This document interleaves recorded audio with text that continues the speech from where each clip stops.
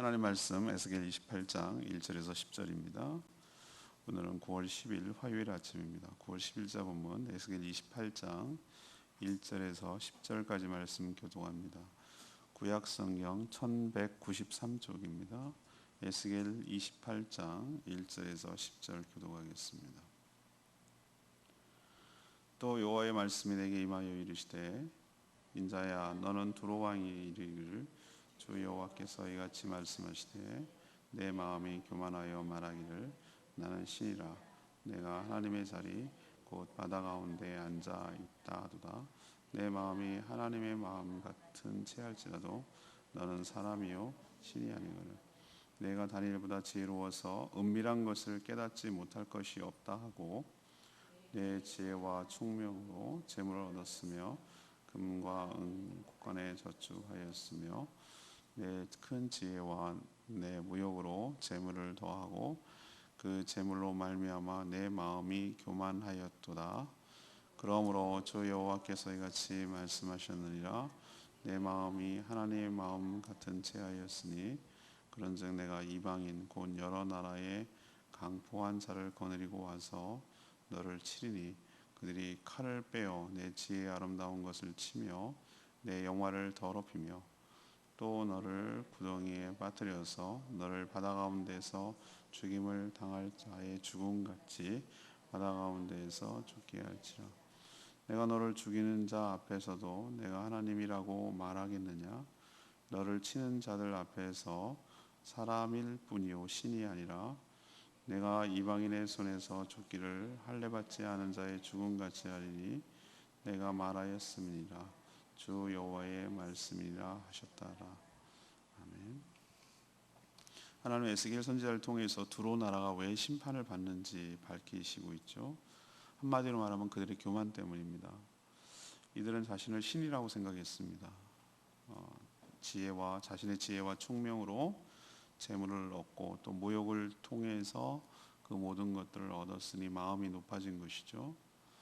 하나님은 교만한 그들에게 강포한 나라를 동원하여 그들을 치고 죽일 것인데 그때도 하나님께서 묻습니다.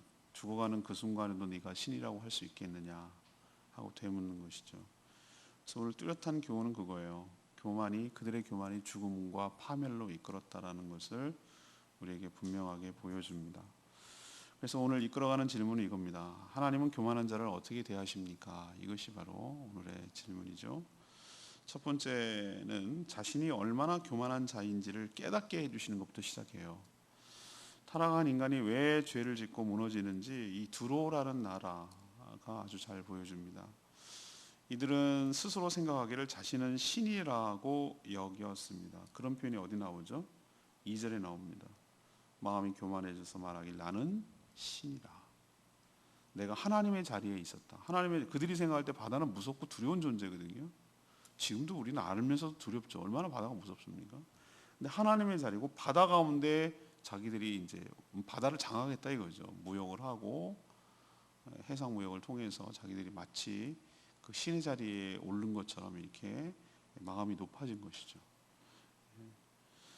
또 지중해를 장악해서 이 무역을 통해 엄청난 재물을 모았고 또 계속해서 재물을 모아갈 것이기 때문에 이제 자기가 신의 위치에 있다고 그렇게 스스로 생각을 하는 것이죠.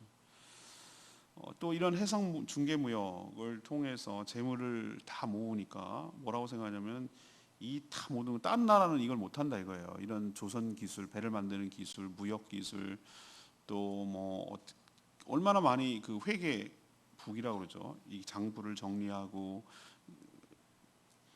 대출을 하고 보험을 들고 그 당시에도 그런 게 발달할 수밖에 없죠. 경제가 활성화되면 그런 게 나오게 되어 있습니다. 담보를 잡고 선물 행위를 하고 이런 걸 한단 말이에요. 투자금을 먼저 선투자하고 이런 기법들이 당시나 지금이나 표현만 달랐지 똑같이 나오게 되어 있어요. 왜?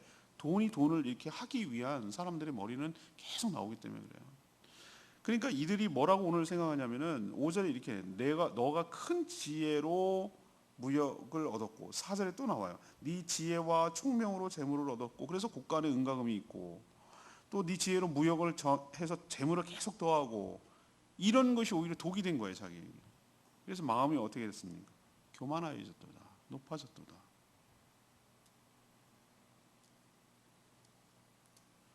그러니까 우리가 하나님 없는 부요함, 하나님 없는 겉으로 보기에 이게 축복인가 과연? 그게 과연 축복인가? 라는 생각을 하면 오히려 그게 부메랑이 돼서 독이 될 수도 있다는 거 여러분 알아야 됩니다. 그 진짜 그래요. 제 주변에 보면 진짜 그래요. 하나님께서 그 부요함을 주시고 이런 지혜를 주시면 어떻게 우리는 정상적이고 신앙생활을 하는 사람이라면 어떻게 됩니까? 하나님의 은혜에 감사하고 그러면 잘됐어 은혜라고 해서 끝나는가? 그러면 나에게 왜 이걸 주셨을까? 라고 생각하면 이걸 어떻게 어차피 이거 내가 가져가고 죽을 때까지 내게 되는 건 아니니까 남는 것은 이것을 어떻게 사용하는 거 하나님의 뜻에 부합하게 사용하는 게 영원히 남는 거예요. 천국에서도 그 재물이 남는 게 아니고 하나님의 이 뜻을 부여받아서 하나님의 뜻을 알아서 그것을 어떻게 시행하고 하는 그 삶이 남는 거예요. 근데 어리석게도 갑자기 졸부가 되고 로또가 당첨되고 이러면 로또 당첨된 사람들의 끝을 수기를 여러분 못 보셨어요? 반 이상이 불행해요. 반 이상이. 다 뭐라고 후회하는 줄 아십니까? 차라리 안 됐더라면 이런 어려움은 없었을 거다. 이런 얘기를 많이 합니다. 왜? 준비되지 않은 부요함. 이것이 오히려 그를 망치게 하는 거죠. 두로가 그랬어요. 너무 잘 나가니까 계속 돈이 벌리니까 엄청나게 문명과 문물이 발달하니까 어느 지경까지 이르게 된 거죠? 자신이 신이라고 생각을 하는 거예요. 신이라고. 신 같기 느껴지지 않겠어요? 막 자기 마음대로 부리고 그러니까. 근데 하나님께서 뭐라고 그래요? 네가 뭐 아니다? 2절 끝에 나오잖아요. 네 마음이 하나님 마음 같은 체할지라도 이 말이 중요해요. 체할지라도 있는 체하고 가진 체하고 신인 척할지라도 라는 얘기예요. 너는 뭐요? 사람이요. 뭐가 아니니? 신이 아니거늘. 네가 다니엘보다도 은밀한 것을 말하고 대답할 것이 없다고 이렇게 큰 소리를 쳐도 네가 신이 아니거늘. 하나님께서 하시는 말씀이에요. 이거는 우리 후대에 우리 보고 들으라는 얘기예요. 하나님께서. 그러면 네가 신이 아닌 것을 어떻게 알 수 있을까? 깨닫게 해줘야지. 여전히 착각 속에 살아서 그렇게 붕붕 떠서 살아가는 사람들, 자기가 열심히 하면 다 돈 벌려, 못 버는 사람이 이상해, 막 이런 식으로 마음이 높아져가지고 막 이렇게 살아가는 사람들을 깨우쳐 주는 수밖에 없죠. 그걸 어떻게 알겠어요? 신이 아닌 걸 깨우쳐 줘야지.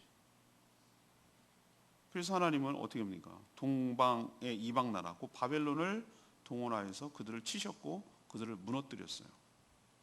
그들은 죽어가면서 자신이 신이 아니었음을 처절하게 아마 뼈저리게 깨달았을 거라고 생각해요. 원래 있잖아요. 없던 사람이 뭐 더 없어지는 거는 그렇게 뭐 충격적이지 않은데 잘 누리고 특히 없다가 잘 돼가지고 누리던 사람이 폭 망하면 감당이 안 돼요. 교만은 패망의 선봉입니다. 교만 그 자체가 죄예요.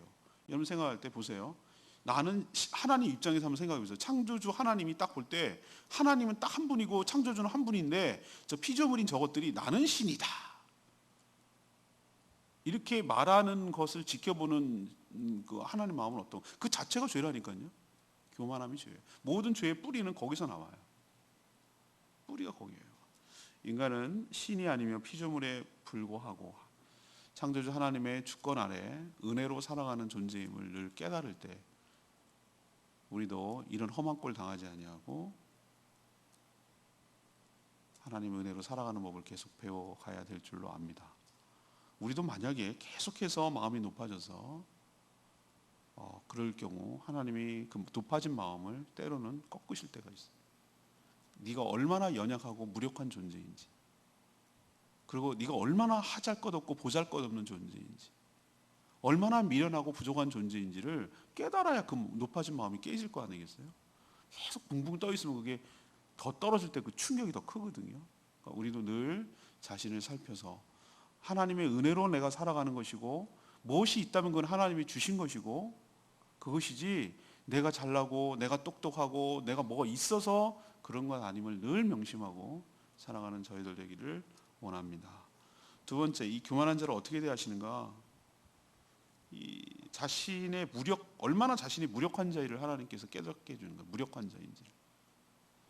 두로는 자신의 그 지리적 이점이 지중해의 딱 해안 국가 섬으로 이렇게 붙어 있는 나라인데 이 점을 최대한 활용해서 주변 나라들과 중개 무역을 통해 막대한 부를 축적했어요.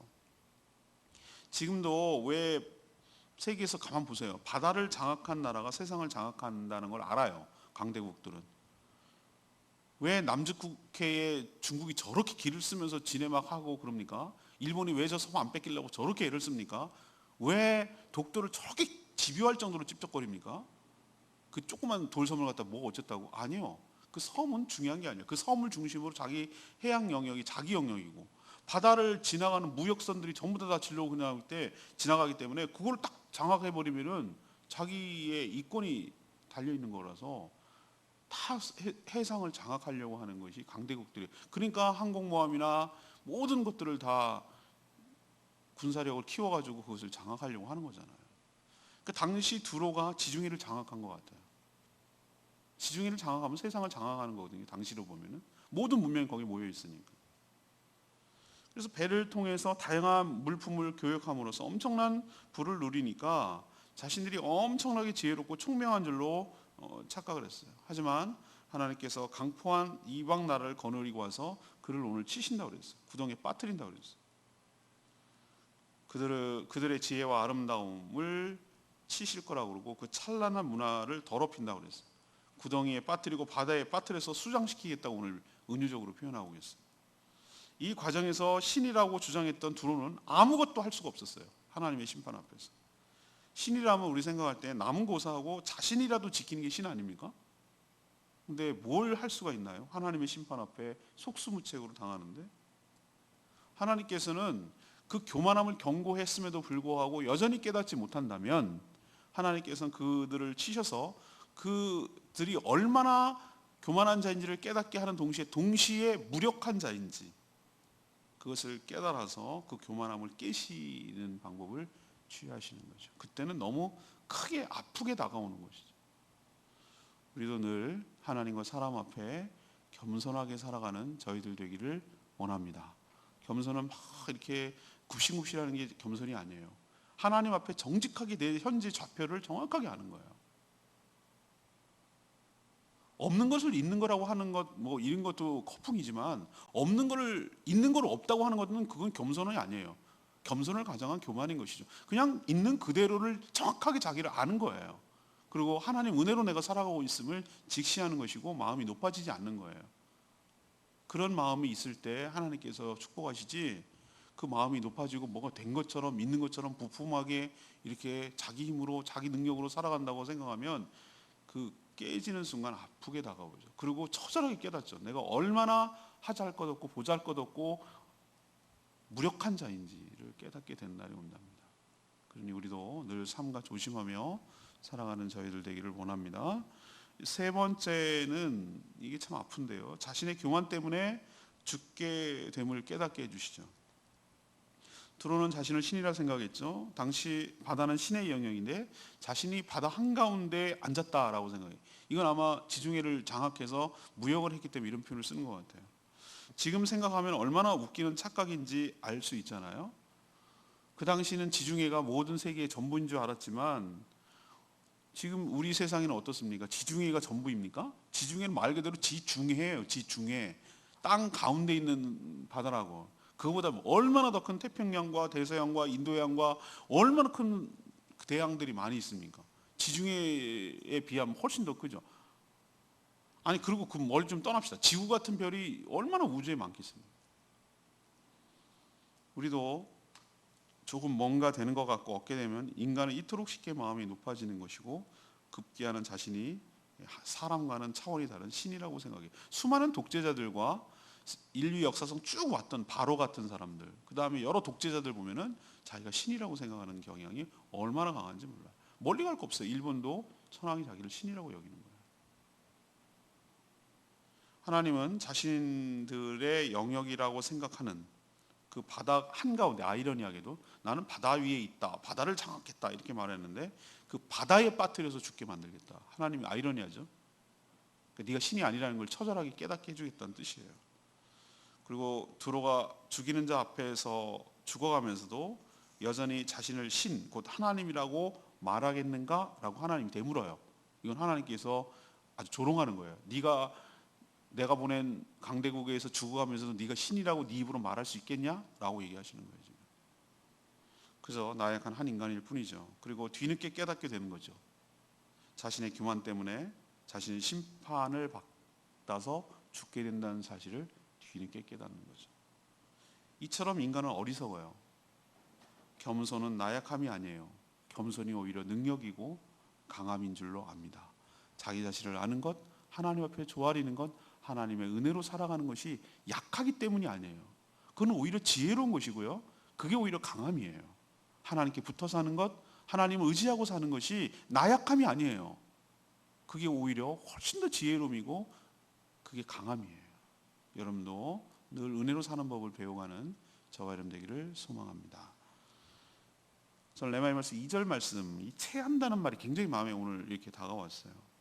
네 마음이 뭐라고 그랬습니까? 네 마음이 하나님 마음 같은 체할지라도 너는 사람이요 신이 아니거늘.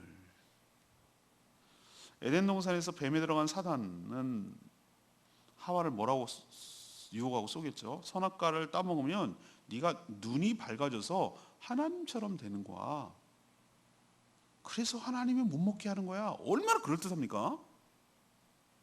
그래, 이 따위가 뭘 하고 먹고 말고 지 맘대로 해. 내가 먹든지 말든지 무시해버리고 내 맘대로 사는 거야.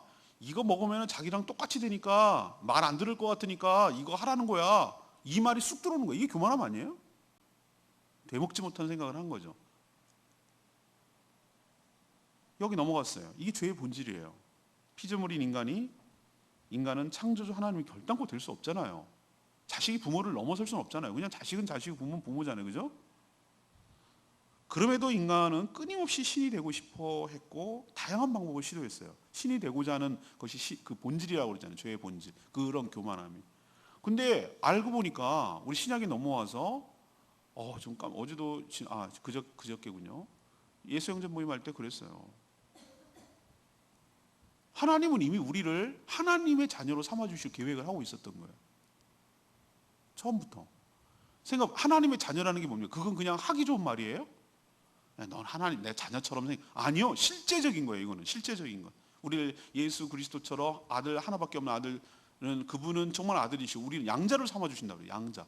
피조물을 양자로 삼는, 개를 자기의 사람으로 취급하는 거랑 똑같단 말이에요. 근데 우리는 그 말로만 아우 내 새끼 그래도 그냥 개잖아요. 근데 하나님은 우리를 성령으로 거듭나게 하사 하나님의 자녀로 삼아 주셨다. 이게 신이 아니고 뭐겠습니까? 천국에 어디서 사는, 성국은 어떤 곳입니까? 하나님 아버지의 영향이 미치고 그 사랑 가운데 살아가는 거예요. 하나님이 누리는 모든 것들을 자녀된 우리가 똑같이 누리게 될 줄로 믿습니다. 그게 신 아니고 뭐예요? 하나님 원래부터 그럴 계획이 있으셨는데 인간은 스스로 하나님을 무시하고 하나님처럼 되려고 시도한 모든 죄악들의 역사가 인류의 역사라 이 말이죠. 하나님은 이렇게 폐허간 연약한 죄 많은 인생을 자신과 같은 존재를 만드시기 위하여 아들 예수 그리스도를 보내시고 우리를 구원하시고 믿는 자마다 영접하는 자마다 거듭나서 하나님의 자녀로 삼아주시는 특권을 우리에게 주신 줄로 믿습니다. 신인 체할 필요 없어요. 우리는 하나님의 신의 성품에 참여한 자, 곧 신의 영역에 들어간 자, 하나님의 자녀가 이미 된 줄로 믿습니다. 그걸 생각하시고 체하지 말고 자녀로 살아가는, 신인 체하지 말고 하나님의 아들 신으로 살아가는 저와 여러분 되기를 소망합니다. 오늘 질문이 뭐였습니까? 이 두로를 얘기를 계속 지금 하고 있는데 이 교만한 자를 하나님께서 어떻게 대하시는가? 이게 오늘 질문이에요. 두로를 상징하는 거지만 이걸 우리를 대입시키면 되는 거예요.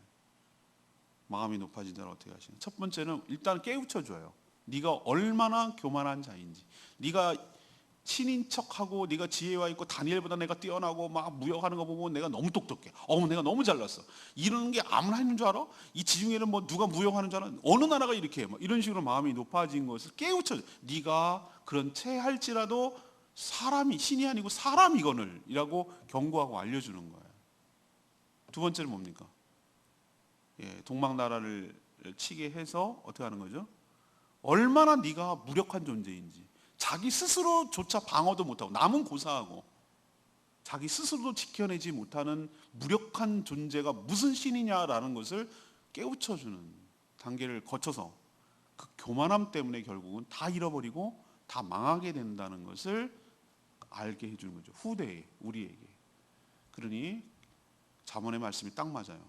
교만은 패망의 선봉이요, 망하는 가장 앞잡이라 이 말이에요. 앞잡이. 여러분들 늘 하나님 앞에, 사람 앞에 겸손하게 살아가는 저와 여러분 되기를 소망합니다. 오늘 말씀 붙들고 기도하기 전에 544장 내가 주인 삼은 2000년 부르고 기도합니다.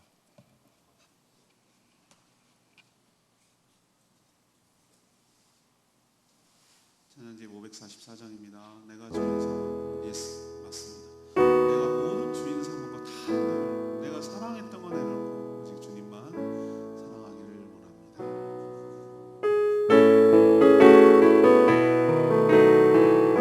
내가 주인 삼은, 내가 주인 삼은 모든 것 내려놓고 내 주의 주인 정말 나가. 내가